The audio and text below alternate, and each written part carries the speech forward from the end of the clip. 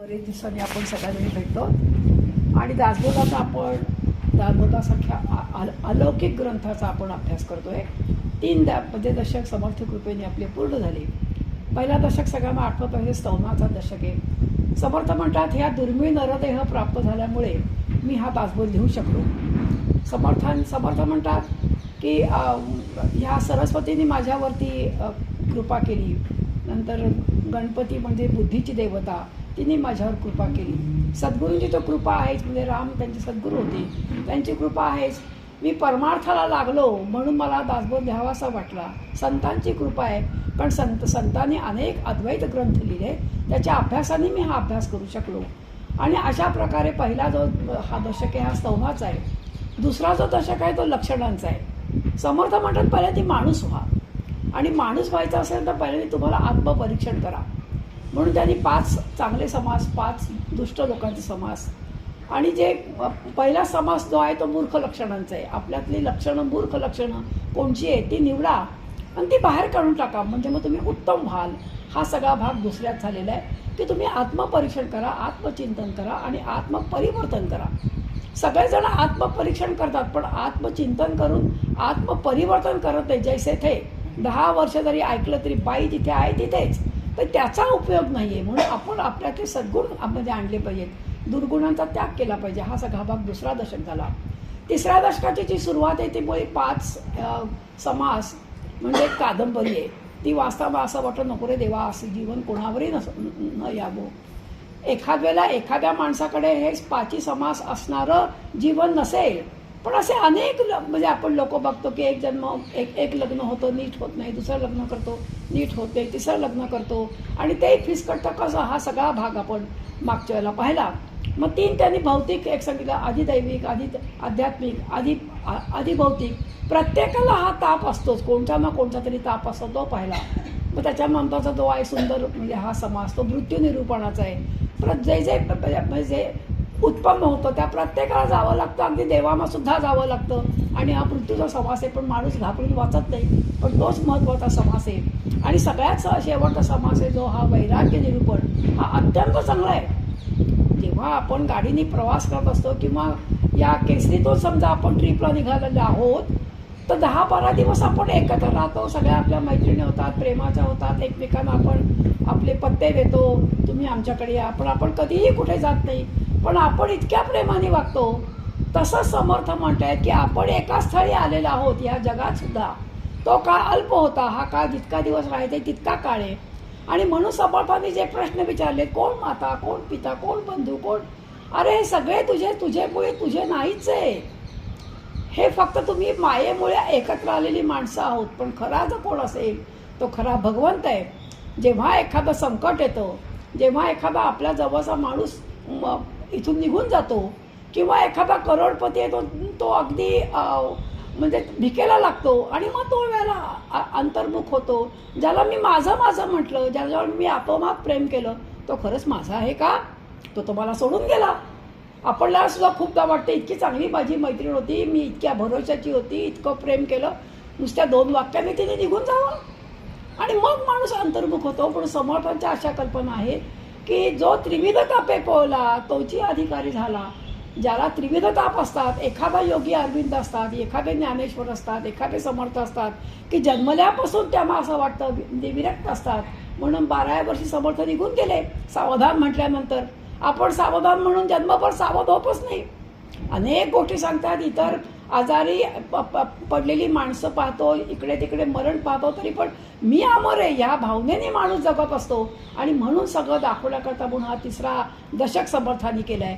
आणि मग शेवटचा प्रश्न विचारले ह्या दशकामध्ये की मग आम्ही काय करायचं. सगळं आम्हाला पटलं, परंतु मग आम्ही वागायचं कसं. तुम्ही देवाचा शोध घ्या, तुम्ही परमार्थाला लागा, हे सगळं तुम्ही आम्हाला सांगितलं, पण मग आम्ही काय करायचं, कोणाकडे जायचं.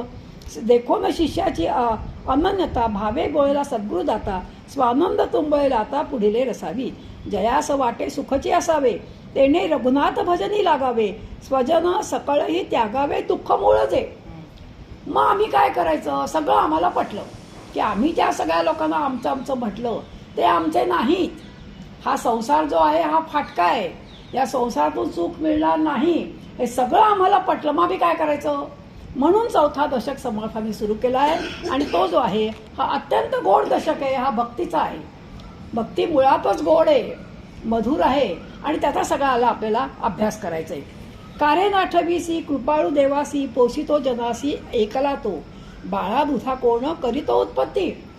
9 महिने त्या बाईच्या स्तनातून दूध येत नसतं, पण इथे मूल जन्माला आल्याबरोबर तिच्या स्तनात दूध येतो. कोणभर दूध घालतं, कधी विचार केला का आपण. आणि म्हणून ते म्हणतात की बाळा दुधा कोण करीतो उत्पत्ती वाढवी श्रीपती सवे दोन्ही. त्या आईचा म्हणजे गर्भ तर वाढत असतो, पण त्याच्यातलं स्तनातलं दूधही त्याप्रमाणे होत असतं. इथे मूल रडलं की तिथे दूध यायला लागतं. एवढी त्याची करणी आहे. जीव फुटवी तरुवर उष्णकाळ मासी जीवन तयासी कोण घाली. तेने तुझी काय नाही केली चिंता राहे त्या अनंत आठवणी. अरे इतकी तुझी तो चिंता करतोय, मग त्याला नाही का आपण आठवायचं, त्याच्यावर आपण प्रेम नाही का करायचं. असं आपल्याला हे तुकाराम महाराज म्हणतायत. तुका म्हणे ज्याचे नाम विश्वंभर ज्याचे निरंतर ध्यान करी. म्हणून त्याला विसरू नकोस, त्याचं काय. म्हणून आनंदाचा कंद भगवंत जर हवा असेल, ईश्वराने आपली रहस्य आपल्यासमोर उलगडून दाखवावी असं जर वाटत असेल, तर काय केलं पाहिजे. त्याच्यावरती एकमेव उपाय, आणि तो म्हणजे भगवंतावरती अनन्य प्रेम करणं, म्हणजे भक्ती करणं. माझं कोणीही नाही, मी कोणाचाही नाही, आणि मी काहीही करत नाही, झाली भक्ती. नेहमी लक्षात ठेव, या जगामध्ये माझं कोणीही नाही. आपण ती पुढे तुम्हाला गोष्ट सांगितच. आणि माझंही कोणी नाही हे लक्षात ठेवावं. एका भगवंताशिवाय माझं कोणी नाही, आणि मी काही करत नाही. आता आपल्यातल्याच हिने ठरवलं की पुढचं रामायण कुठे करायचं, आपल्याला तिने बोलवणे करायला. पण शेवटी रामायण कोणाकडे होणार आहे, रूपाच्या घरी होणार आहे, कारण रामाने ठरवणं वेगळं. आता तिला अत्यंत दुःख झालं असेल, तिचं हे मनापासून केलं नाहीये, पण करता करविता भगवंत आहे. या लहान लहान गोष्टीतून आपण शिकायचं की मी करता नाहीये, भगवंत करताय. त्याची इच्छा अशी होती, कारण 2 वर्षापूर्वी तिने खरं रामायण करायचं ठरवलं, पण या तुमच्या कोविडमुळे राहून गेलं. पण देव म्हणतो तुझी इच्छा आहे ना, माता अशी कर. आता तिलाही त्याचं वाईट वाटतंय की आपली मैत्रीण करू शकत नाही, पण ह्या बारीक गोष्टी शिकवतात आपल्याला की खरा करता कोण आहे. आणि म्हणून समर्थ म्हटलं की भक्ती म्हणजे भगवंतावरती अनन्य प्रेम. भक्ती म्हणजे संपूर्ण शरणागती. आपण शरणागत होत नाही असं नाही, पण संपूर्ण शरणागत झाली पाहिजे. भगवंता सगळं तूच करणार आहेस, तूच निभावणार आहेस, तूच करता आहेस. भक्ती म्हणजे सर्व कामनांचा त्याग. किती कामना असतात हो, एक कामना गेली की दुसरी सुरूच. म्हणजे ह्या सात्विक कामना पण असतात, सारख्या राजसिक कामना असतात असं नाही. पण तरी पण कालच मला आमच्या उमाने विचारलं, आई तुझा अरे माझा वाढदिवस सांगायचा नाही का आपण, तोंडातून चुकून निघून गेलो. हे सांगायचं नाही असं ठरवलं, पण मी चुकून बोलते. तर उमाने मला काल विचारलं, आई तुझा वाढदिवस आहे, आज तुला कोणत्या देवळात नेऊ. म्हटलं कुठेही नेऊ नकोस, आता कुठेतरी शांत व्हायला पाहिजे. खूप झाली देवळं, आत्ताच मी परवा जाऊन येईल. माझं कौतुक करत नाहीये, पण ही जी सात्विक तुमची जी शांती आहे ती सुद्धा मिळवायची असेल तर हवे नकोपणा संपला पाहिजे. आणि म्हणून आपण काय करायचं, त्या कामनांचा त्याग हळूहळू करायला पाहिजे. भक्ती म्हणजे भगवंताच्या सन्मुख होणे, विमुख होता का म्हणे. भक्ती म्हणजे ईश्वराशी तदा करता तद्रूपता, निष्काम कर्म. प्रत्येक कर्म करावं, पण त्याच्यामध्ये आपली इच्छा नसावी, अगदी अनिच्छेने करावं. भक्ती असीमाला सीमित आणणारी आहे. हा जो असीम म्हणजे भगवंत हा असीम आहे, आणि त्याला सीमित आपण रोज ही देवाची पूजा करतो. गणपती हा संबंध विश्वात गणपती आहे, पण त्या गणपतीची आपण पूजा करू शकतो का, त्याला दुर्वा पाहू शकतो का. म्हणून आपण छोटीशी म्हणून करावी लागे प्रतिमा. समर्थांनी म्हटले नातुडे मुख्य परमात्मा म्हणून करावी लागे प्रतिमा. म्हणून त्याला आपण सगुणात आणलंय, त्याला गणपतीचं स्थान दिलंय, आणि या असीम असणाऱ्या भगवंताला आपण सीमित केलंय. आणि तो म्हणजे काय, गणपती म्हणजे खरा गणपती असा आपला भाव असतो, आणि आपण त्याची पूजा करतो. आणि ते म्हणजे काय तर भक्ती. ईश्वराच्या अवताराचे कारण म्हणजे भक्ती. भक्ती म्हणजे ईश्वराशी अनुसंधान. तेलधारावत, अशी तेलाची धारा कशी आपण तेल ओतायला लागतं, तो मध्येच थांबत नाही, सारखं ते तेल त्या ह्याच्यात जसं पडत असतं, तशी ही अखंड भक्ती असली पाहिजे. सकाळी उठलं, देवाची पूजा केली, एक माळ केली की भक्ती संपली असं होतं का म्हणे. 24 तास भक्ती, 24 तास ध्यान, 24 तास अनुसंधान त्याला म्हणायचं. म्हणजे प्रत्येक कर्म जे करायचं हे त्याच्यासाठी करायचं आहे. स्वयंपाक त्याच्यासाठी, केक त्याच्यासाठी काढतोय, पण तो कधीही येईल, तो कुठेही बसेल, तो कोणत्याही रूपात येईल, म्हणून घर स्वच्छ पाहिजे. स्वयंपाक करताना मध्ये चाखून खाता कामा नये, उष्टपष्ट करता कामा नये, कारण तो कधीही येईल, तो कधीही खाईल. आणि अशा भावाने जो करतो ते अनुसंधान. जसं गर्भारशी बाईचं बघा अनुसंधान कोणाशी असतं, आपल्या बाई ह्याच्या पोटातल्या बाळाशी असतं. तसं आपण अनुसंधान भगवंतापाशी ठेवलं पाहिजे. भक्ती म्हणजे आत्मारामाची ओळख. आपल्यातच भगवंत आहे, पण आपण इतक्या ठिकाणी फिरतोय, पण लक्षात येतो तो आपल्याकडे आहे. त्या आत्मारामाची ओळख आपल्याला भक्ती करून देते. भक्ती म्हणजे रामनामाची शक्ती. आता तिसरा जो समास आहे तो रामनामाची शक्तीच पाहिजे. म्हणजे भगवंताच्या गुणांचे वर्णन ऐकून द्रवित होते, ती म्हणजे भक्ती. अनेक लोक बघा जेव्हा भजनाला किंवा कीर्तनाला बसतात, कीर्तनकार कीर्तन करत असतो आणि एखादा इतका भाविक असतो की त्याच्या डोळ्यातून घळघळ पाणी यायला लागतो. तो विसरलेला असतो की आपण कुठे बसलोय, आपण म्हणजे त्याच्याशी आपण अगदी पूर्णपणे निगडीत होऊन जातो. त्याला म्हणायचं भक्ती. इतकी वेळ आपल्या भक्तीची आली पाहिजे. हिच्या नवऱ्याचं असं आहे, हा सज्जनगडला गेला की तुम्ही बघा कसा असतो, रडायलाच लागतो.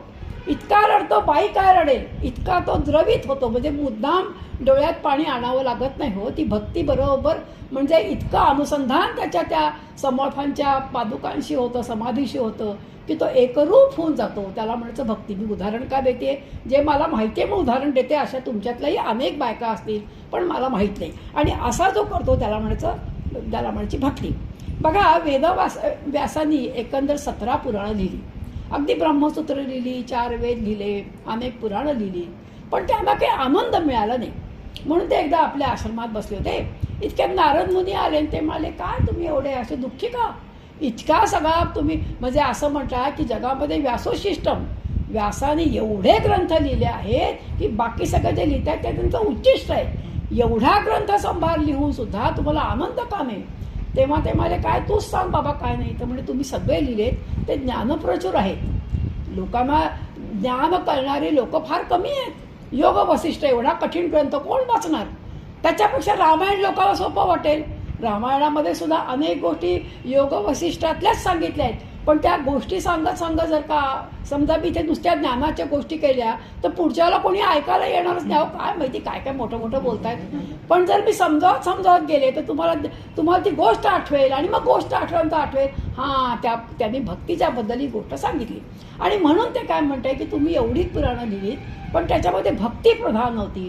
तुम्ही असा ग्रंथ लिहा त्याच्यामध्ये भक्ती प्रधान आहे आणि त्याच्यात ज्ञान पण आहे, त्याच्यामध्ये विरक्ती पण आहे, त्यामध्ये मुख्य भक्ती आहे आणि तो म्हणजे भागवत. आणि मग जेव्हा त्यांनी 18वं पुराण भागवत लिहिलं तेव्हा त्यांना आनंद झाला, कारण तो भक्तीपर असा ग्रंथ आहे. म्हणून भक्ती ही ज्ञानाची आई आहे. भगवंत म्हणतात, माझी या भक्ता नाही एकही चिंता. जेव्हा भीष्माचार्यांनी बघा असं प्रतिज्ञा केली, उद्या 10,000 सैनिकांना मारीन आणि माझा पराक्रम एवढा बघा की 5 पांडवांपैकी एक तरी पांडव मरेल, नाही तर मी तरी जाईल. ही प्रतिज्ञा ऐकून सगळे घाबरले. थोडासा कृष्ण सुद्धा घाबरला, कारण ती कृष्ण नाही, ती भीष्म प्रतिज्ञा आहे. आणि घाबरून जेव्हा तो राहुटीत आला आणि बघतो तर काय अर्जुन गाढ झोपलेला आहे.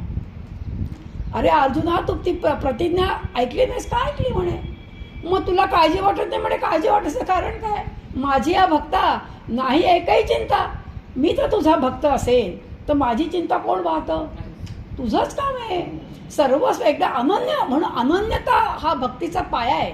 एकदा सर्वस्व भगवंताला दिल्यानंतर काय ताई खरंय ना, कोविड म्हणून तुम्ही दवाखान्यात गेला, तुम्हाला कोणी हो सांभाळलं? दोघंही नवरा बायको वेगवेगळ्या दवाखान्यात होतात ना.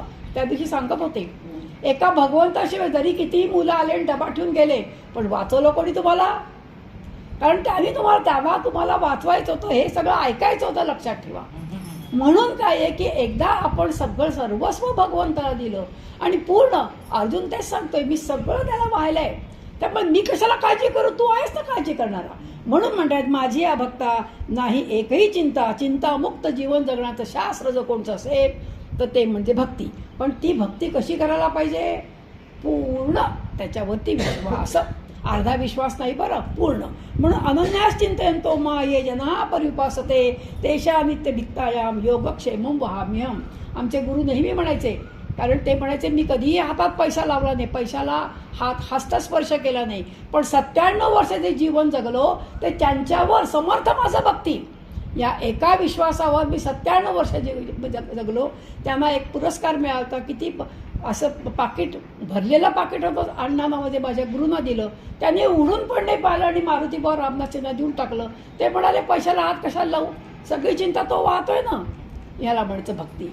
आणि आपलं कसं असतं हे आपणच आपल्या मनात ठरवावं. तुमचं काय, मी पण तुमच्यासारखीच मी आहे हे जरी कितीही बडबड केली तरी सुद्धा लक्षात ठेवावं की तो चिंता करणार आहे. आणि मग नरसिंह मेहता, जनाबाई, तुकाराम महाराज, अहो काही खायला नाही, प्यायला नाही, राहायला नाही, तरी सुद्धा ते आपल्या मस्तीत, आपल्या आनंदात होते तुकाराम. जनाबाई तुम्हाला माहिती आहे दळायची, कांडायची, पण तिच्याबरोबर प्रत्यक्ष विठ्ठल येत होते.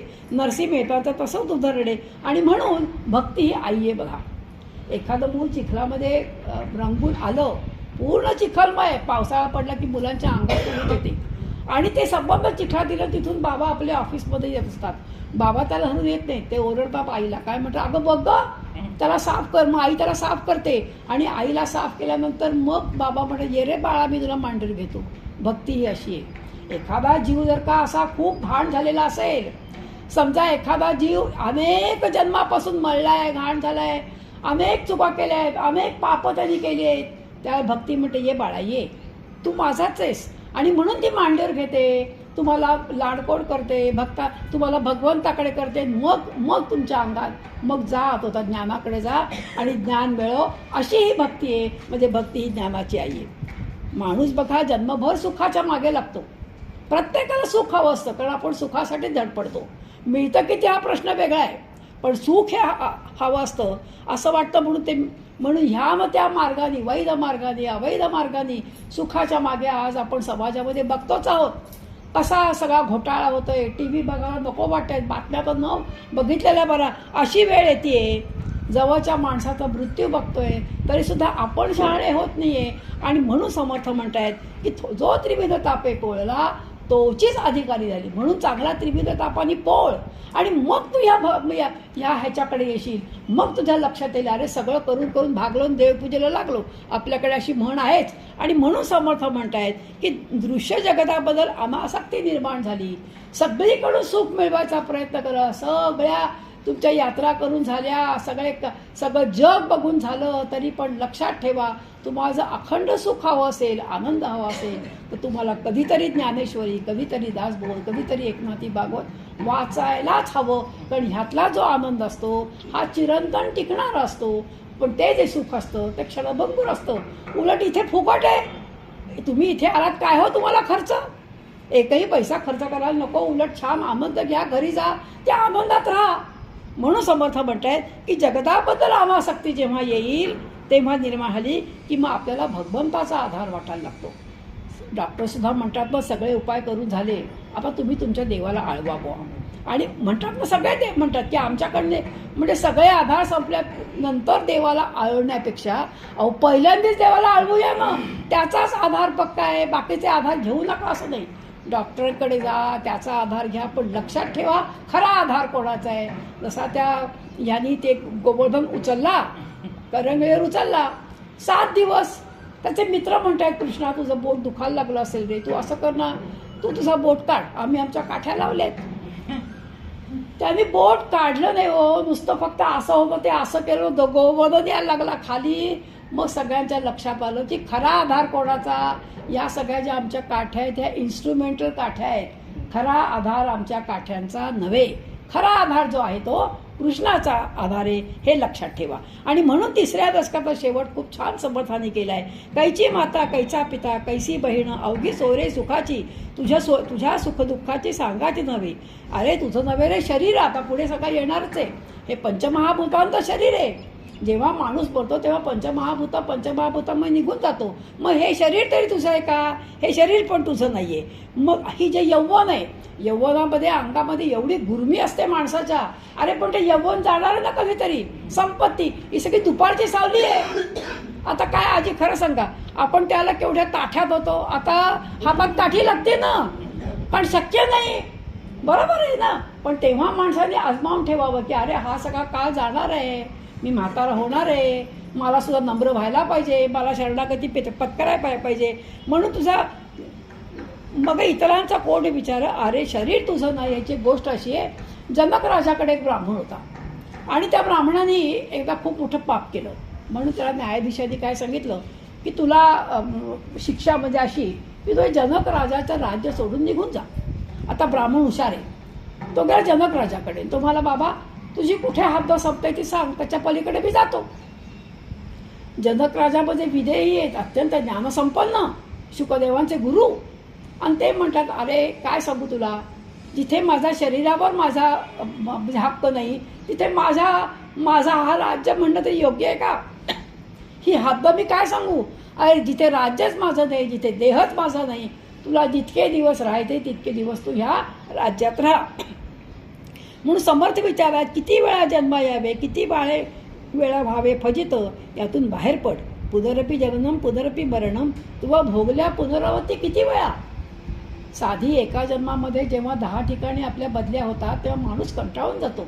मला आता परवाच्या स्ट्रीपला एक भेटलं, तेव्हा नीला ते इतक्या झाल्या हो बदल्या आमच्या, त्या गावात जायचं, नवीन मैत्रिणी शोधायच्या, नवीन घरं शोधायची, बरं जरा बस्तान बांधलं की तिथून उठायचं की दुसऱ्या गावात जायचं, पुन्हा सगळं असंच करायचं. फार कंटाळून गेले. मी आता पुण्यातून स्थिरस्थावर झाले. समर्थ हेच म्हणतायत, किती जन्माला येणार आहेस? या जन्मामध्ये तो आई आणि बाप हे समजतोय, मागच्या जन्मी उलटा असेल, तू मुलगा असेल, तू आई बाप असेल आणि तो मुलगा असेल. असं किती वेळा तू ह्या पुनरपी जननम करणार आहे? अरे कुठेतरी थांब ना. कुठेतरी मोक्षपद म्हणजे काय? एका स्थळी राहणे. कर्मयोगे सकळ मिळाली, एके स्थळी जन्मासे आली, ती तू कैसी मानस पडत पुरखा. रामाविणे जी जी आस ती की जाणावी नैराश, माझे माझे म्हणता असं सावकाश शिणची उरे. ज्ञानेश्वर माऊली म्हणताय, कैसा हृदयामध्ये रामू असता सर्व सुखाचा आरामू, का भ्रांतीसे पडे कामू विषयावरी. संसार मुळाच नासका आहे, तो हळूहळू करत आपण फिका करायचा आहे. म्हणून जसं रामकृष्ण परमहंस म्हणायचे, प्रेम सर्वांवर करा, पण जे हृदय आहे ते फक्त एकालाच द्या. आणि तो एक म्हणजे कोण? एक सद्गुरू किंवा भगवंत. व्यवहारामध्ये सगळ्यांवर प्रेम करायचं. बरं, हा माझा मुलगा, ही माझी सून, हा माझा नातू, ही माझी परम मुलगी वगैरे म्हणायचं. पण देवासमोर बसल्यानंतर काय म्हणायचं? तू माझा, मी तुझा. बाकी जाऊन लगेच सगळ्यांना सोडू नका. बरं, सगळे आपलेच आहेत, परंतु लक्षात ठेवायचं आपण काय करायचं. म्हणून संसार दाईप्रमाणे करावा.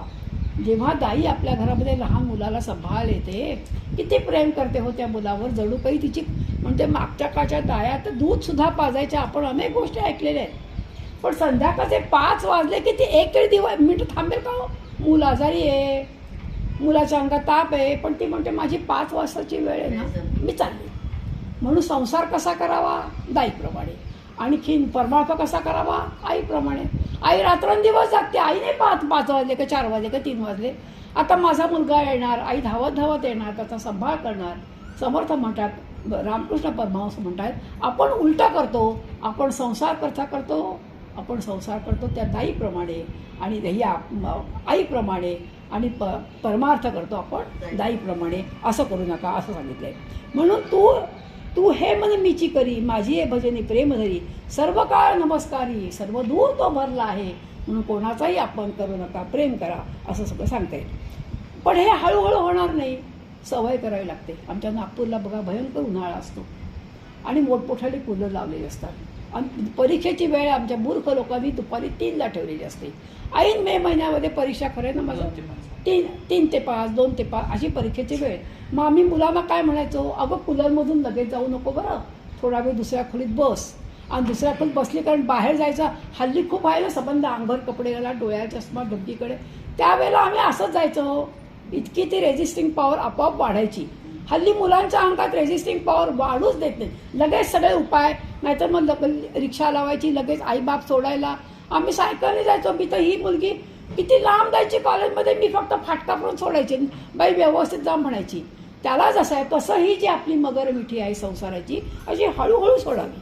म्हणून अशा प्रकारे हा जो बदल आहे हा हळूहळू करा. अशा हे सगळं मी तुम्हाला भक्तीचं अगोदरचं सगळं तुम्हाला निरूपण करते. आपल्याला भक्तीकडे जायचं आहे म्हणून आपण आपली मगरमिठी कशी सोडवायची हे सांगते. बघा, शास्त्रामध्ये भगवंताला मिळवण्याचे मार्ग 4 सांगितले. एक जो आहे तो कर्ममार्ग किंवा भक्ती मार्ग, हा जो आहे हा आपल्या गृहस्थाश्रमासाठी आहे. आणि दुसरा जो मार्ग आहे ज्ञानमार्ग किंवा योग मार्ग.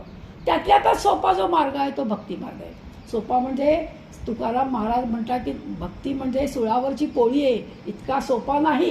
पण त्यातल्या त्यात ज्ञानमार्गामध्ये महान महान ते ग्रंथ, कर्ममार्ग म्हणजे आपल्या आमटे, त्या कर्मातून त्यांनी कशी भगवंताला जवळ केलं तो झाला कर्ममार्ग.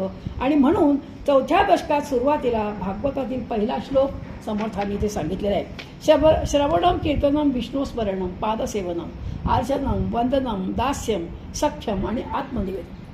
हा भागवतात्मा 7व्या स्कंधातला हा श्लोक आहे. या 9 पायऱ्या आहेत आणि या 9 पायऱ्यांपैकी काही भक्ती मार्गातल्या आहेत, काही कर्म मार्गातल्या आहेत आणि काही ज्ञानमार्गातल्या आहेत. या 9 मार्गांपैकी 9 ह्याच शिड्यातून गेलं पाहिजे असं नाही.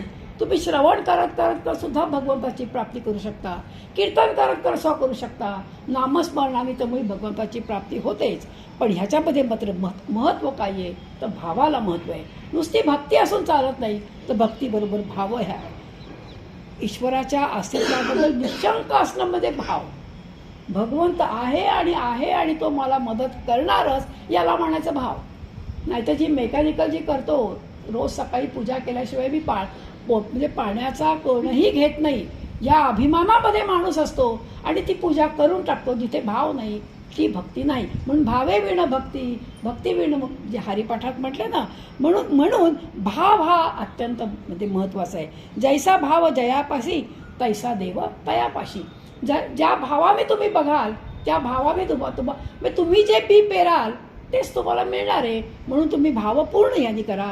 ही गोष्ट तुम्हाला सांगितली का? श्रावण बेळूरची सांगितली का गोष्ट? मी सांगितली ना, म्हणजे अभिषेकाची. आता परत माहिती आहे का तुम्हाला? सांगू का परत? श्रावण बेळूरा जो 58 फूट उंच असं ते यांची मूर्ती आहे, बाहुबलीची मूर्ती आहे. जैन लोकांची ही, हा त्यांचा तीर्थंकर आहे. आणि ती जेव्हा तयार होत होती अशी डोंगरावरती, आता हेलिकॉप्टरमधून तिचा अभिषेक करतात. म्हणजे केवढी मूर्ती आहे का? कितीतरी वर्षांनी, वाटतं 12 वर्षांनी काहीतरी तो अभिषेक होतो. आणि त्या मूर्तीवरती जेव्हा ती मूर्ती तयार होत होती त्यावेळेला सगळे लोक खालून त्या मूर्तीचं सगळं बघता एवढी मोठी मूर्ती झाली.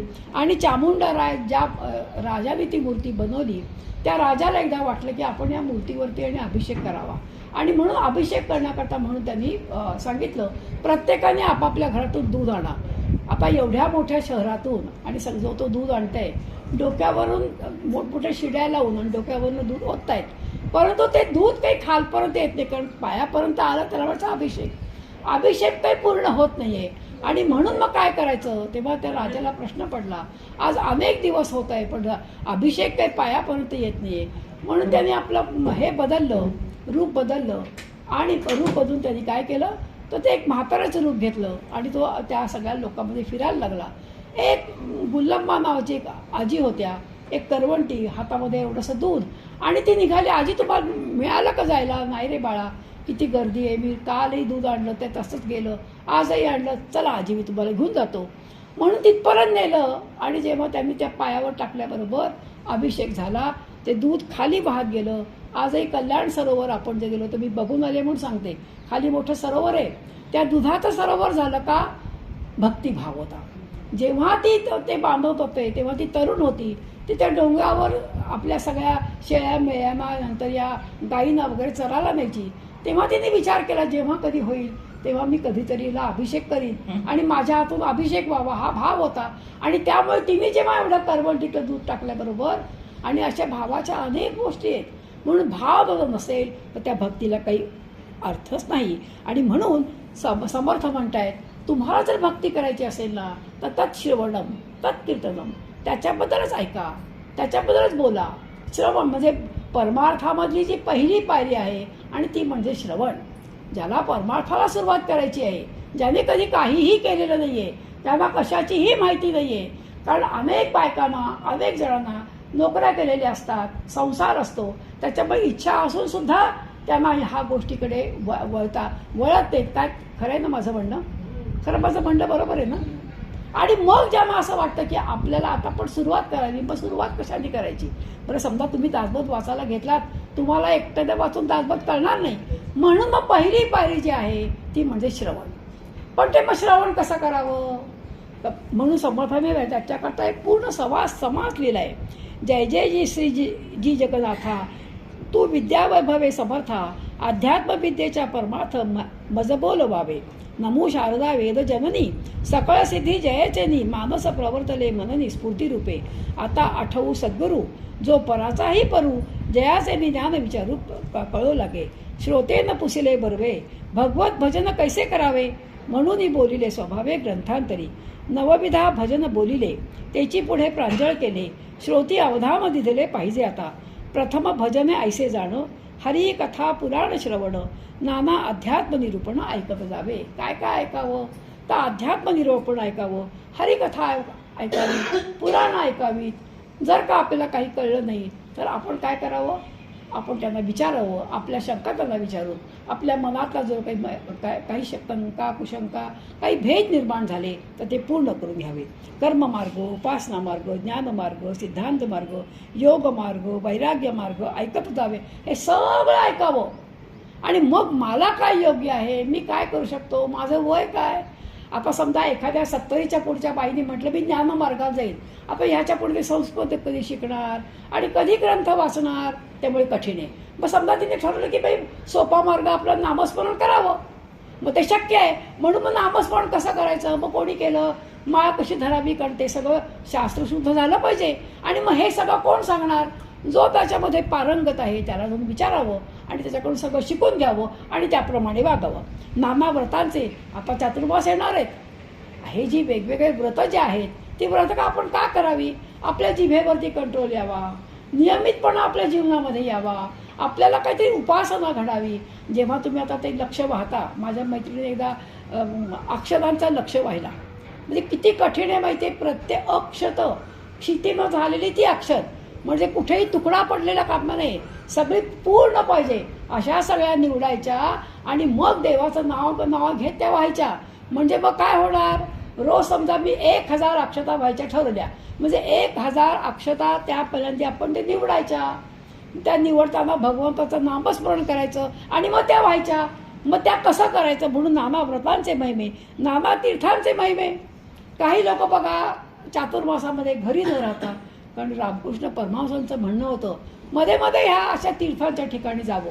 कारण घरामध्ये राहिलं की घरातले पडसाद, घरात राहिल्यानंतर घरामधल्या सगळ्या ज्या वासना आहेत, इच्छा आहेत, लोभ आहे, हे ह्याचा मनावरती परिणाम होतो. म्हणून तीर्थक्षेत्री काही ठिकाणी जावं. मग तीर्थांचे महिमे कसे आहेत, कुठे गेल्यानंतर आपल्याला शांतता मिळेल, हा सगळा भाग आहे. नाना दानांचे महिने, प्रत्येक दानाचं महत्त्व वेगळं आहे.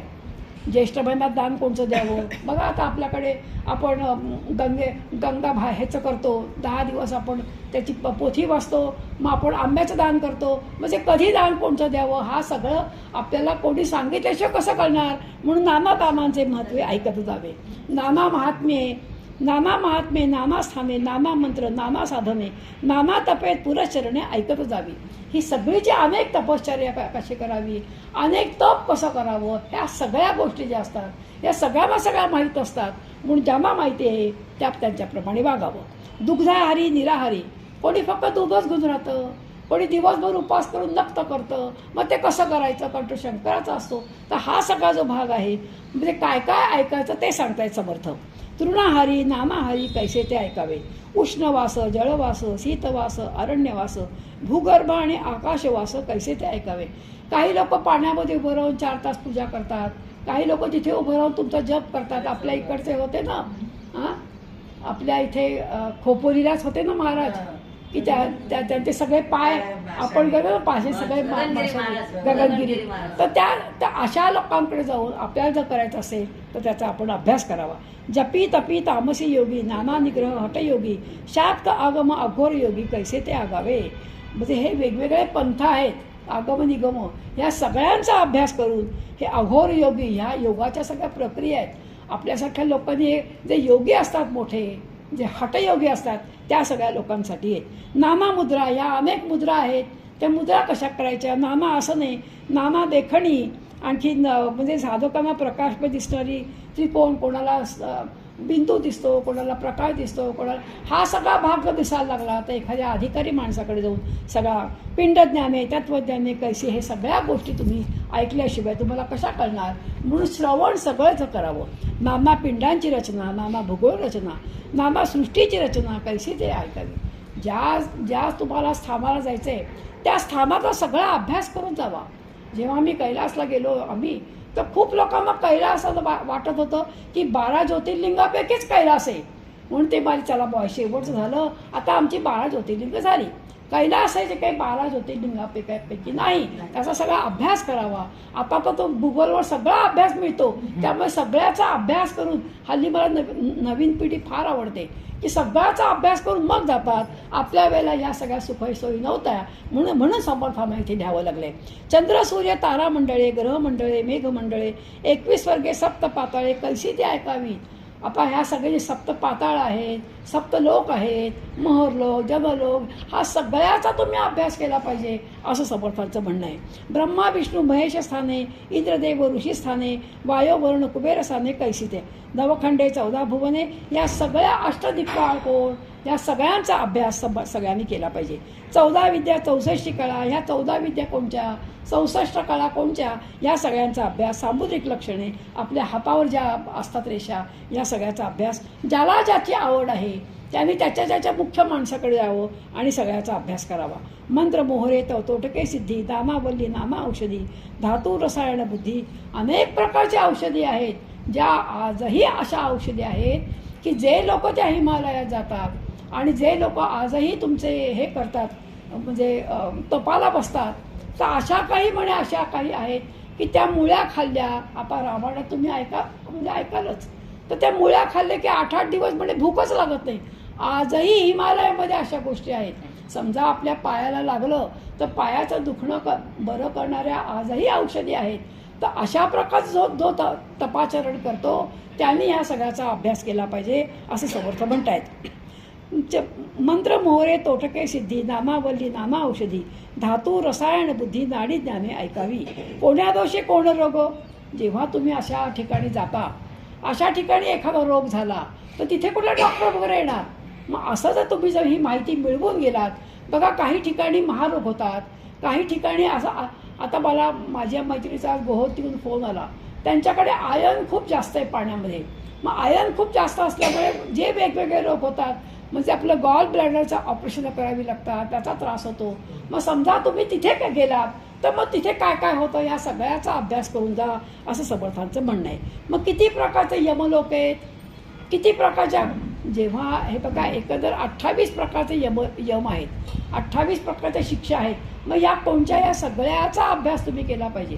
कारण हे सगळे यमलोक का आहेत, आपण जी पापं करतो, आज जे आपल्याला सगळे अनेक कोट्यावधी लोकांचा जो हा जो म्हणजे खाण्याचा प्रकार जो आपण बघतोय आणि आपल्याला किंचित वाईट वाटतं. एकाच ऑफिसमध्ये राहतोय पण माझ्याकडे मी सायकलहून साधं स्कूटर घेऊ शकलो नाही आणि ह्यांच्यावर गाड्या आहेत. पण त्यांनी जो अवैध मार्गाने मिळवलेला जो पैसा आहे त्यांच्यासाठी सगळे ह्या काय आहेत, वेगवेगळे यमलोक आहेत, त्यामुळे वेगवेगळे हे भोगावेच लागतात. पण भगवंत हा काही, भगवंताची सगळी मुलं आहेत, तोही त्यांचा आहे आणि आपणही त्याचेच आहोत.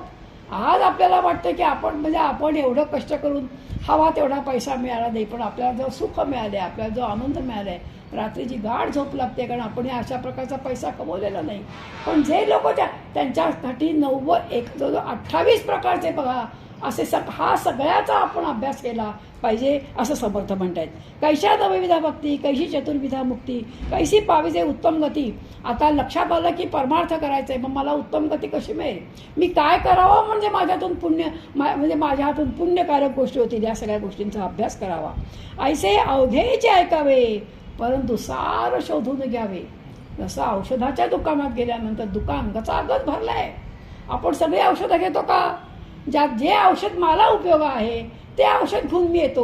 त्याप्रमाणे हे सगळं ऐकल्यानंतर माझ्यात दोष कोणते आहेत, मी काय करू शकतो, ह्या व्रत तर खूप मोठमोठाली आहेत, एवढी आपण साधना करू शकत नाही. जशी त्या शारदा मातेनी पंचाग्नी साधना केली, म्हणजे चारही बाजूला विस्तव पेटवायचा आणि मध्ये सुद्धा विस्तव ठेवायचा, त्याच्याजवळ आपण बसायचं आणि वरून पुन्हा ऊन आहे, चारी बाजूला विस्तव पेटलेला आहे आणि तिथे बसून ही पंचाग्नी साधना त्यांनी केली.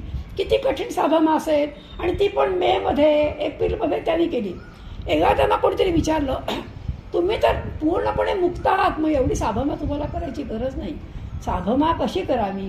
तप कसं करावं हे लोकांना शिकवण्याकरता म्हणून मी करते. मग इतकं आपण तपाचरण करू शकतो का?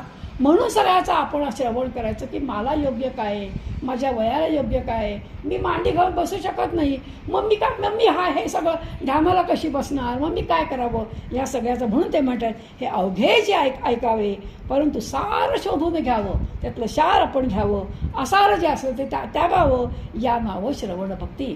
म्हणून बघा त्या एकसारख्या 3 मूर्ती होत्या आणि एकसारख्या होत्या. ह्याच्यामध्ये फरक काय? एक माणूस मला मी सांगतो कसा आहे. त्याने एक काडी घेतली आणि ती कुठून घातली? ती घातली बघा तोंडातून घातली. तोंडातून घातली आणि कामातून बाहेर आली एक काडी. तो हा म्हणाला ही मूर्ती काही योग्य नाही. दुसरी मूर्तीने घेतली, एक घातली आणि तोंडातून घातली, ती कुठून आली? ह्यातून आली, दुसऱ्या कामातून बाहेर आली. आणि तिसरी जी आहे ती मुळे आलीच नाही बाहेर. तो मला ही जी आहे ही मूर्ती उत्तम, कारण त्याने जे ऐकलं, कामाने जे ऐकलं ते तोंडावाटे बाहेर टाकलं नाही, तर ते पोटात घेतलं, म्हणजे सार घेतलं आपल्या पोटात ठेवलं. म्हणून समर्थ म्हणतात आसार जे आहे ते टाकून द्या आणि सार येते आपला. म्हणून श्रवण भक्ती कधी काय सगुणाची चरित्रे ऐकावी. बघा सगुण म्हणजे काय? डोळ्यांनी पाहणारी ही मूर्ती.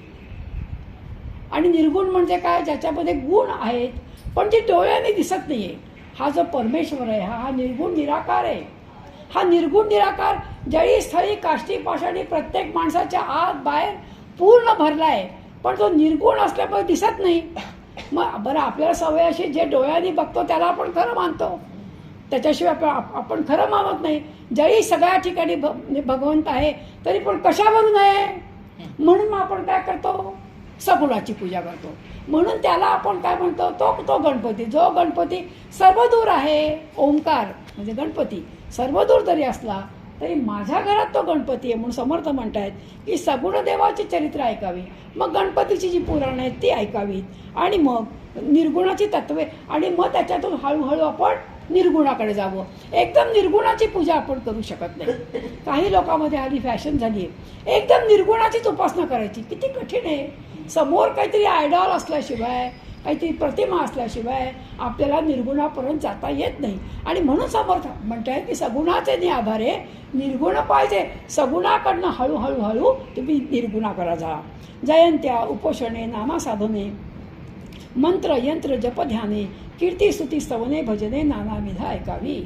म्हणून आपण किती वेगवेगळ्या ज्या आपल्या जयंत्या असतात, ज्या म्हणजे आपल्या आपण सगळ्या देवा रामनवमी करतो, नंतर कृष्णाष्टमी करतो, आणि जे संत असतात त्या संतांच्या आपण पुण्यतिथ्या करतो. मग त्यावेळेला आपण कुठे कीर्तन असेल, कुठे प्रवचन असेल तिकडे जावं. नाही जर मिळालं तर पुस्तकं आणावी, ती वाचावी, म्हणजे म्हणजे त्यांची आपल्याला महती कळते आणि त्याच्या आपण चिंतनात राहतो.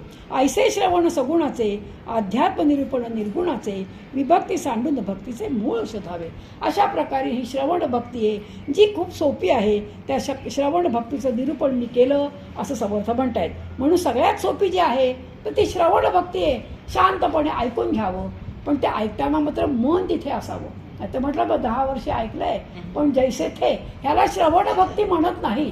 श्रवण भक्ती म्हणजे आपल्याला त्यातलं काय हवं ते आपण आपल्याकडे घ्यावं आणि बाकी सगळं सोडून द्यावं. पुन्हा घरी गेल्यानंतर चिंतन करावं, काय बरं ताई बोलले असतील, ह्यातलं मला काय उपयोगाचं आहे, ह्याला म्हणायचं श्रवण भक्ती. आणि ही श्रवण भक्ती म्हणजे हे ज्या नवविधा भक्ती आहे त्यापैकी पहिली भक्ती. दुसरी भक्ती जी आहे ती कीर्तन भक्ती. श्रोती भगवत भजन पुसिले ते नवविधा प्रकारे बोलिले त्यात प्रथम श्रवण निरोपिले. दुसरी जी आहे सगुण हरी कथा करावी, भगवत कीर्ती वाढवावी, अखंड वैखरी बदवावी यथायोग्य.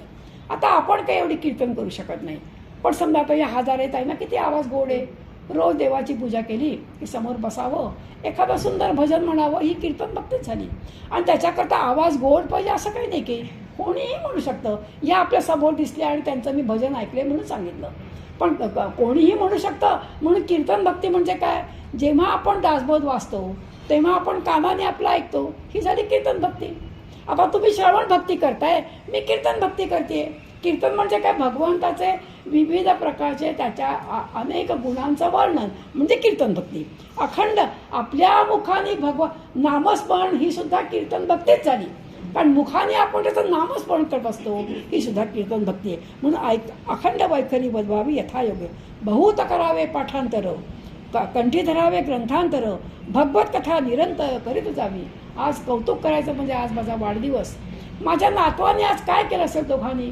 एक आहे 10वीला, एक आहे 7वीला. आजी इकडे ये म्हणून मला फिरत असताना घरी बोलवलं आणि वाढदिवसाबद्दल 15वा अध्याय तोंड पाठ करून म्हटला. मला इतकं आवडलं. आता त्याच्या मागची संकल्पना उमाची असेल, मी एवढं सगळं काही विचारलं नाही. पण मी म्हटलं ते कुठेतरी एखादं त्या व्हॉट्सॲपवरती काय काय पाठवायचं, केकचं हे ह्याच्यापेक्षा किती छान. बरं लहानपणी तुम्ही जर पाठांतर शक्ती जास्त असते, मोठ्याला तर हातामध्ये पुस्तक पण नाही घ्यावं लागलं.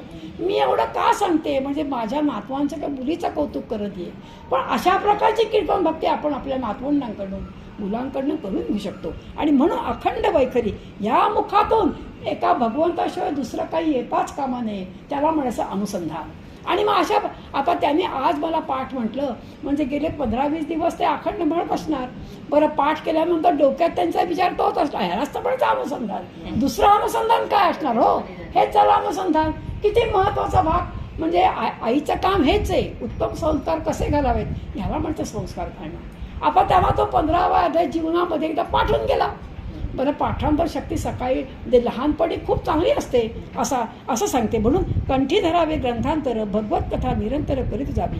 आपुल्या सुखस्वार्था केलीच करावी हरिकथा.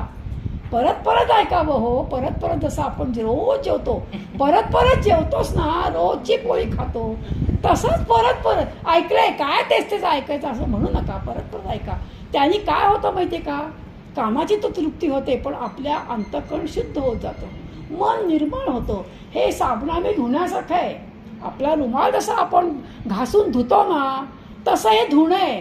आपलं अंतःकरण आपण धुणार कसं मग. आपण काय साबणाने धुणार आहोत. हरिकथा ऐका, हरिकथेने आपण स्वच्छ करतो. नित्य नवा हव्यास धरावा, साक्षेप अत्यंतची करावा, हरिकथेने भरावा ब्रह्मघोळ अवघा. आता आज ताईंकडे आज कीर्तन म्हणजे आहे आपलं.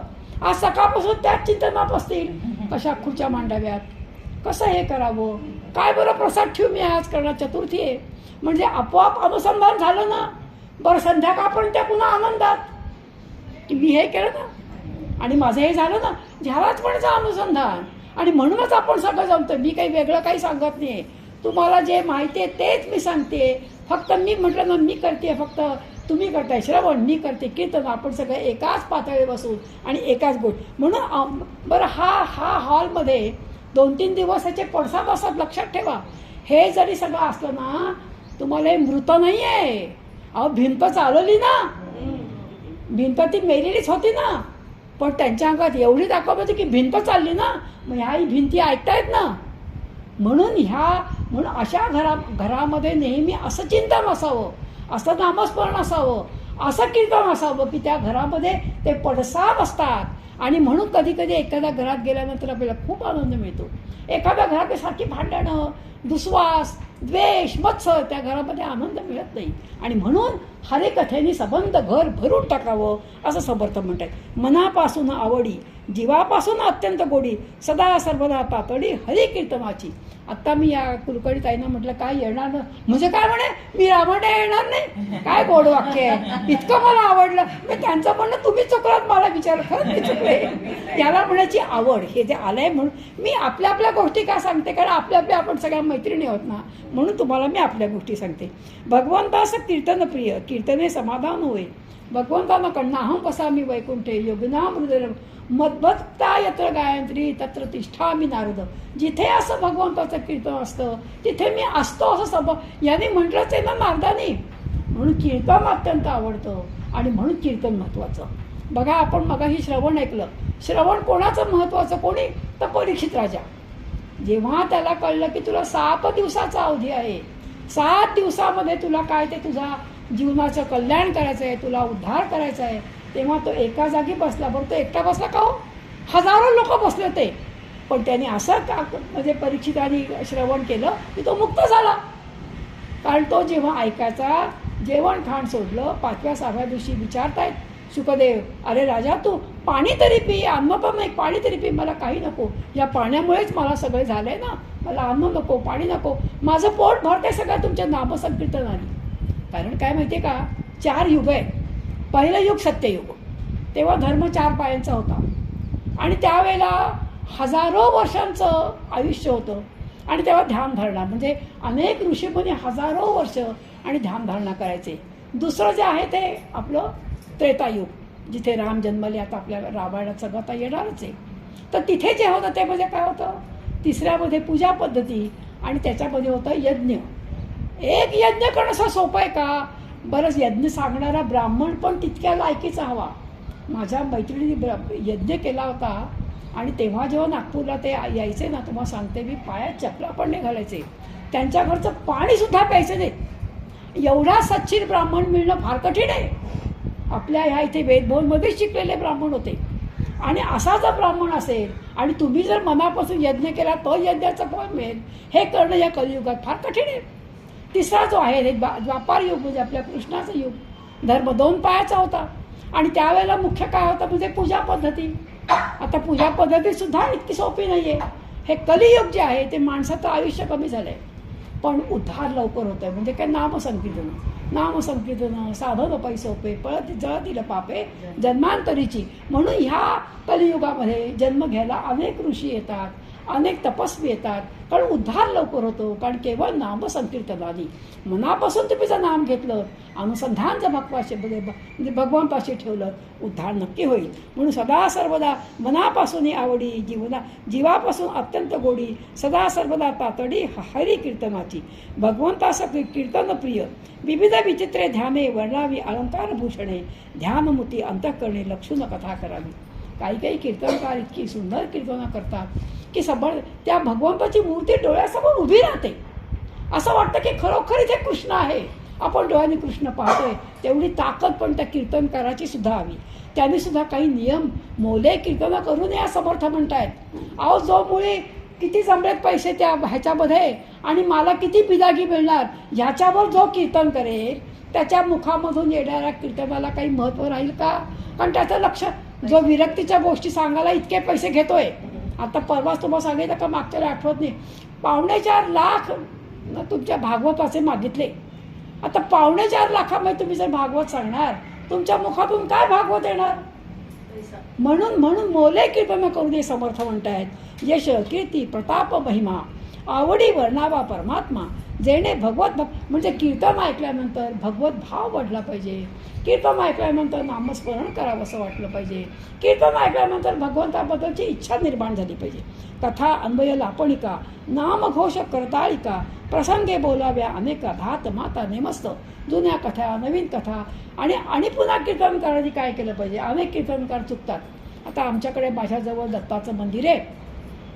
एकदा या तुमच्या भिवू नको मी तुझ्या पाठीशी आहे, ह्या अक्कलकोट स्वामींचा तिथे मूर्ती आहे आणि त्यांच्याबद्दल सुरू होतं. त्या कीर्तनकारांनी उत्तम कीर्तन केलं, पण अरे तू कोणत्या ह्याच्यामध्ये बसला आहेस? गाभारा कोणचा आहे? गाभाऱ्यामध्ये दत्त माऊली बसले आहेत, नंतर तुमचे स्वामीजी हे बसलेत, त्यांच्याबद्दल काही सांगायला नको का? समर्थाने इतक्या बारीक बारीक गोष्टी सांगितल्या आहेत की ज्यांच्या ठिकाणी आपण आहोत, ज्या ठिकाणी बसलेलो आहोत, त्यांचा उदो करायला नको. अवधूत चिंतन श्री गुरुदेव दत्त म्हणायला नको.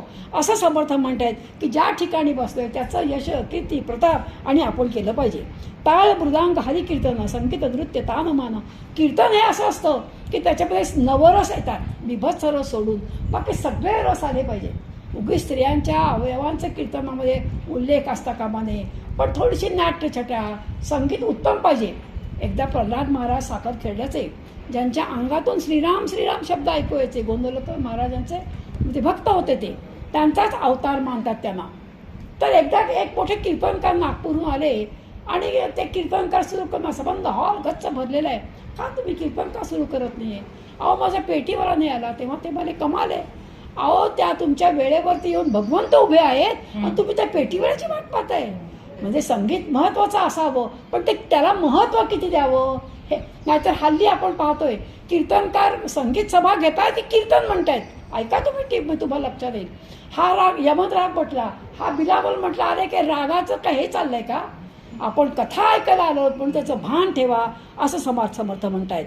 करुणा कीर्तनाच्या लोटे कथा करावी घडघडाटे, श्रोतयांची क्षवण फुटे. अहो, अनंतराव रामदासी काय कीर्तन करायचे.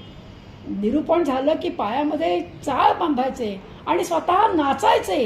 म्हणजे भगवंत तसा उद्धव कीर्तनाला उभा राहिला. एकदा उद्धवाला कीर्तनाला उभं केलं. रात्रभर कीर्तन करतायत उद्धव महाराज, स्वतः समर्थ बसलेत आणि उभं राहून कीर्तन करतायत. आणि जेव्हा नमस्कार करायला गेले, समर्थांच्या पायावर डोकं ठेवलं, तेव्हा त्यांनी पहिलं पांढरा शुभ्र कपडे घातलेले आहेत, पण सबंध गुलाल लागलाय अंगाला. लक्षात आलं की माझा जो मागे मारुती आहे आणि तो मारुती पण नाचतोय त्यांच्याबरोबर, आणि त्या मारुतीच्या अंगाचा गुलाल लागलाय. म्हणून त्यांनी सांगितलं, उद्धवा आता तू बसून कीर्तन करायचं उभं, कारण तुझ्यामुळे माझा हा मारुती सुद्धा रात्रभर जागाय ना रे, आणि पांढरे कपडे घालायचे नाहीस कारण सगळं गुलाल लागतोय. म्हणजे केवढी योग्यता होती त्यांची. जसं समर्थ दरवर्षी रामनवमीच्या वेळेला कीर्तन करायचे. समर्थ कसे होते बघा, रामाची मूर्ती बसवायची आणि प्रतिष्ठापना केली की ते गिरीकंदरात निघून जायचे, आणि मग बाकीचे सगळे शिष्यगण आणि बाकीचे दिवस पाळायचे, आणि रामनवमीच्या दिवशी परत यायचे. सगळ्या शिष्यांमध्ये फिरायचे आणि फिरल्यानंतर कीर्तनाला उभं राहायचे. एकदा त्यांचा एक शिष्य होता, आपण त्या शिष्याचं नाव आठवते, बहुतेक गिरीधर असावे. आणि त्यांच्या मनात काय आलं की यंदाचं कीर्तन मला करायला मिळालं तर किती बरं होईल.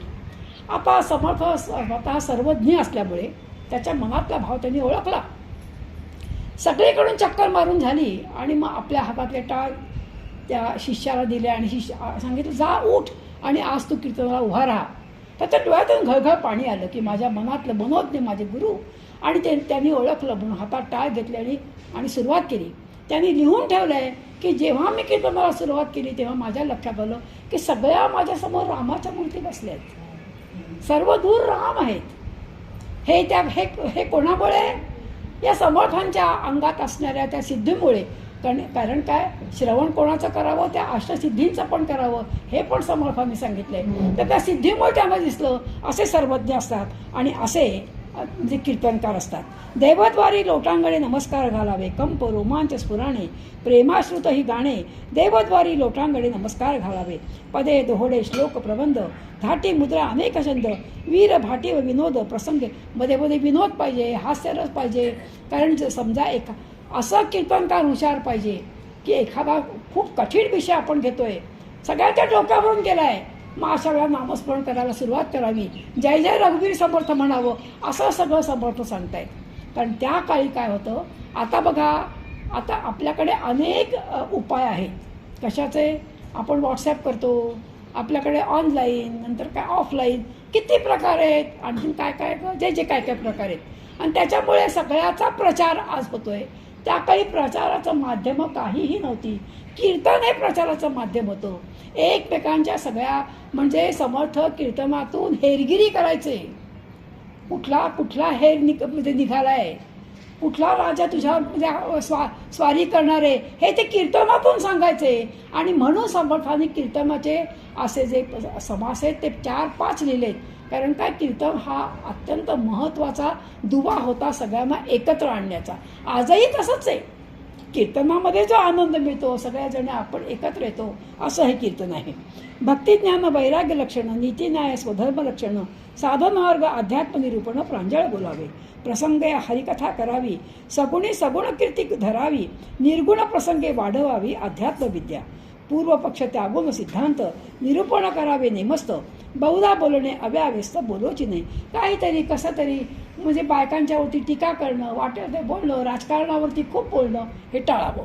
माया ब्रह्मीचे विवरण साकल्य बदावे, ब्राह्मणे रक्षावे आदरे, उपासनेची भजनद्वारे, गुरुपरंपरा निर्धारे. अनेक कीर्तनकाराचे आता सांगलीला तर म्हणे असं एक घर आहे की जिथे 100 वर्षाची कीर्तनाची परंपरा आहे. आता मी सांगलीला जाऊन आले, काय त्यांचं नाव मग सांगितलं कधीतरी, रोज कीर्तन 100 वर्ष झाली.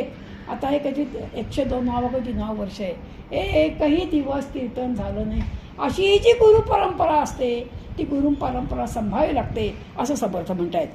परमदक्ष विचक्षण सर्वही सांभाळी, कीर्तन ऐकाता संदेह पडे, सत्य समाधान जेवढे, नीती न्याय साधन मोडे, हे काहीसे न बोलावे. एखाद्या कीर्तनामध्ये असं काहीतरी विचित्र असं बोलू नये की ज्याच्यामुळे लोकांच्या मनामध्ये संदेह निर्माण होईल. सगुण कथा या नावं कीर्तन, म्हणून निर्गुणाचं कधी करू नये. सगुणाच्या देवाचं म्हणजे सगुण मूर्तीचंच आपण कीर्तन केलं पाहिजे. अद्वैत म्हणजे निरूपण सांगून रक्त निर्गुण बोललं असो वक्तृत्वाचा अधिकार अल्पासन घडे सत्योत्तर वक्ता पाहिजे साचार अनुभवाचा. जो बोलतोय त्याला सुद्धा अनुभव पाहिजे. मग तो नामस्मरण करा, नामस्मरणाचे सगळ्या फायदे सांगायचे, हा कधी हातात माळही घेणार नाही. कीर्तन बद्दल हा बोलतोय, हा कधी कीर्तन ऐकणार नाही. असं करता मग साचार म्हणजे त्याला सुद्धा कसं पाहिजे, आचार संहिता सहित पाहिजे. सकाळी लवकर उठणारा, उपासना करणारा, ध्यानधारणा करणारा, भगवंताचा भक्त असा जो असतो त्याच्या वाणीला काय असं धार असते. म्हणून तो जे बोलतो ते त्याप्रमाणे सगळ्यांना त्याचं वाटायला लागतं. आणि म्हणून ते जेव्हा गिरधरून उभे राहिले कीर्तन करायला त्यावेळेला सगळ्यांमध्ये त्यांनी का पाहिलं, कारण त्यांचा एवढा अधिकार होता असा कीर्तनकार असावा. म्हणून सकळ रक्षण ज्ञान सांगे जेणे वेदज्ञान भंगे उत्तम सन्मार्ग लागे प्राणी मात्रांसी. असो हे सकळ सांडून करावे गुणानुवाद कीर्तन या नाव भगवत भजन दुसरी. म्हणजे भगवंताचं गुणवर्णन केलं पाहिजे, ह्या सगळ्या गुणांचं कीर्तन केलं पाहिजे. म्हणजे त्याच्या मनामध्ये त्याच्याबद्दल जसं मी म्हटलं तर मगाशी जे मी आता तो रामाची मूर्ती बघून आले, फलटणचे राम इतके अप्रतिम आहे की अजूनही डोळे बंद केल्यानंतर ती रामाची मूर्ती डोळ्यासमोर उभी राहते. त्या कुठलं गाव बघ गेले की ह्याचं कृष्णाचं गिरवी, त्याची तर तुम्हाला गोष्ट सांगते म्हणजे तुम्हाला पटेल की कीर्तनाला महत्त्व कसं आहे. एक देशपांडे म्हणून त्या गिरवी गावाचे, त्या गावाचं नाव वेगळं होतं, देशपांडे म्हणून राहायचे. आणि त्यांना असं नेहमी वाटायचं की आपण कृष्णाचं मंदिर उभारावं. आणि त्याला एकदा स्वप्नामध्ये दिसलं की मी असा इथे अशा दगड आहे, तिकडून जाऊन तू दगड घेऊन ये आणि मग तू इथे मात्यातून म्हणजे कृष्णाची मूर्ती बनव. आणि म्हणून त्यांना ते कुठे गेले, विजापूरच्या पलीकडे. त्यावेळेस सगळी आदिलशाही मोगलशाही होती. आता तो काळा पत्थर आणणं इतका सोपा होता का, त्यामुळे तो काळा पत्थर बरं त्या काळी आतासारखं नाही आहेत काही वेगळी साधनं आणणं. बिचारा बैलावरती हे करून आणि तिकडून घेऊन किती दिवस लागले असतील तो दगड आणायला. मोठा दगड आहे, मी पुढच्या तुम्हाला सगळ्याला फोटो दाखविला म्हणजे बघाल. तो दगड आणला, आता काय करायचं त्या दगडाचं काही केल्या कळेना. आणि मग पुन्हा स्वप्न पडलं की आता तुला ह्या दगडातून तू मूर्ती कोण. आणि म्हणून एक आंधळा आणि एक पांगळा. ताई मग बोला आता. हां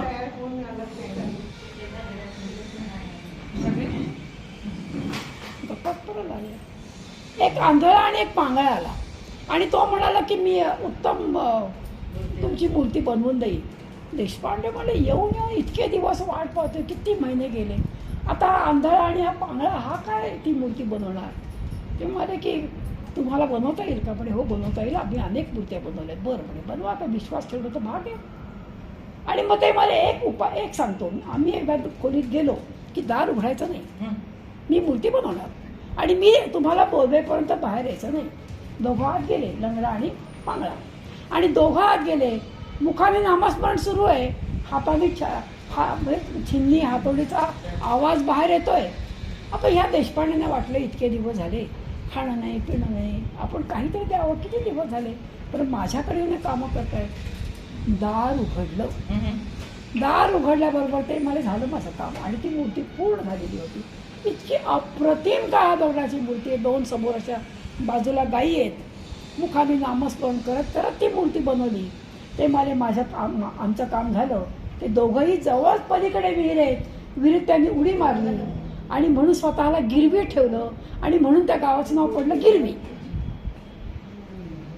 नामस्मरण करता करत करत करत करत आणि ती मूर्ती बनवली. काळ्या पत्थरातली मूर्ती आहे, अप्रतिम मूर्ती आहे.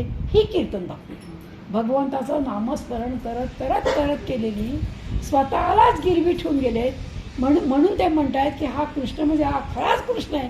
मग त्यांच्या बोडक्यात आलं की हे जे आंधळे आणि पांगळे म्हणजे काय, हे दोघंही कृष्णानेच आपली रूपं घेतली होती. पण सर्वसाधारण माणसाला कळत नाही हो, म्हणून सगुण मूर्ती लागते ना, म्हणून त्याच्याशिवाय आपल्याला कळत नाही. आपला श्रद्धा नसतो, विश्वास नसतो. म्हणून दार उघडलं, दार उघडल्याबरोबर दोघंही गेले. ती विहीरही पाहून आले, त्या विहिरीत त्यांनी उडी मारला आणि ती मूर्ती बघून आले. कधी तुम्हाला जावंसं वाटलं तर जरूर जा आणि गिरवीचा कृष्ण बघून या. आजच्याही काळामध्ये म्हणजे किती हो, एक म्हणजे जे देशपांडे माझ्याशी बोलले त्याच्या पणजोबा म्हणजे आत्ताचीच गोष्ट आहे ना, खूप पूर्वीची गोष्ट नाही आहे, म्हणजे आजही या घटना घडतायत आणि म्हणून कसं करावं कीर्तन हे सांगतायत. कीर्तने महादोष जाती, कीर्तन होय उत्तम गती, कीर्तने भगवत प्राप्ती यदर्थी संदेह नाही. संदेह ठेवू नका. आपण कसं वागलं पाहिजे, आपल्या ते दोष कोणचे आहेत हे काढून टाकायचं काम. मुख्य म्हणजे भगवंताबद्दल वाटणारी प्रीती म्हणजे प्रेम हे आपल्याला कीर्तनामुळे निर्माण होतं. कीर्तने भगवत प्राप्ती यत्र संध्याय.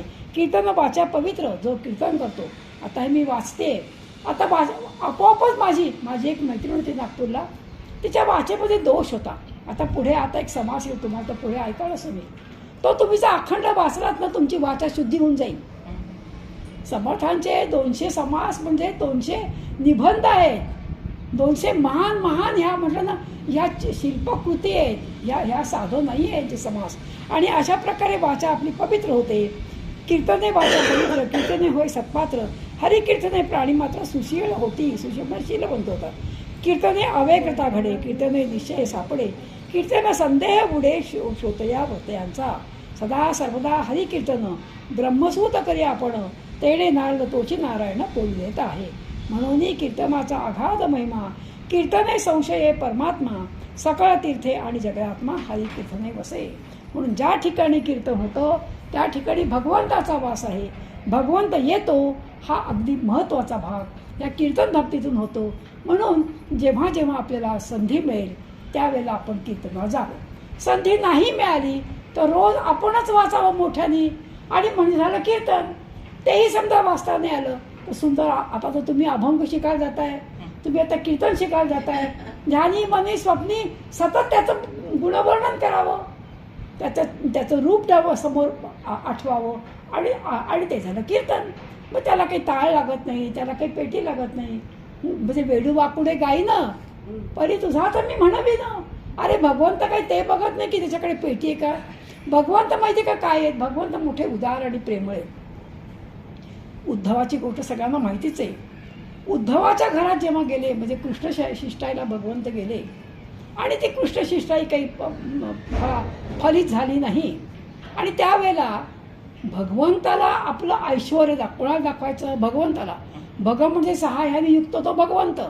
ऐश्वर्य श्री यश ऐश्वर्य श्री हा याने युक्त जो भगवंत त्याला ऐश्वर्य मूर्ख दाखवत आहे दुर्योधन दुःशासन.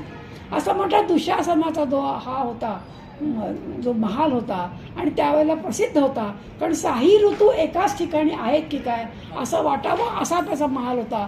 तिथे जेवणाची व्यवस्था केली होती. म्हणून दुर्योधन म्हणते निदान तू या घरात जेवून तरी जा.